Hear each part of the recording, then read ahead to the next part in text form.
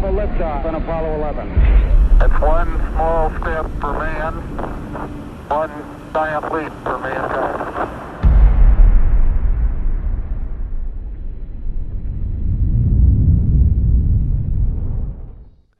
50 years ago, Neil Armstrong captured the hearts and minds of the entire world when he took that first step for mankind on the moon.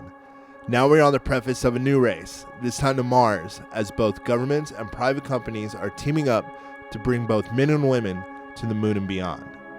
In the movie Ad Astra, we see a world where space has been fully commercialized. Anyone from Earth can travel to the moon and even Mars to experience life beyond our blue planet.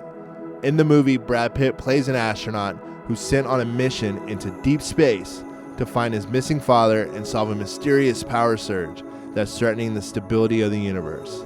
I traveled to Spaceport America in the heart of the New Mexican desert to sit down with Ad Astra's technical advisor, Robert Yowell, a former NASA engineer, to discuss the cutting-edge technology featured in the movie and the future of space exploration. There were minor things that I made changes to, or suggested the director make changes to early on, particularly that antenna you're talking about. So I think initially in the script it talked about it being a radio astronomy telescope. And I explained that that was not truly realistic because at that point you'd be getting so much interference from other satellites. For radio astronomy, you want it to be in a quiet zone. So what it changed to was a laser communications antenna. That's really what that is. And it's a freestanding, as you see in the film, tallest structure in the world. It's not something that's floating in space. What would you say is the most exciting thing happening in space right now? Well, we have the space station that's been up there now for about 20 years.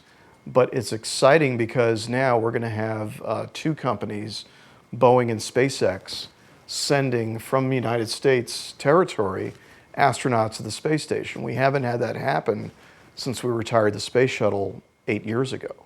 So that is a big, big step because in the last 8 years, we've been spending $70 million a seat to have a Russian capsule carry an American astronaut to the space station.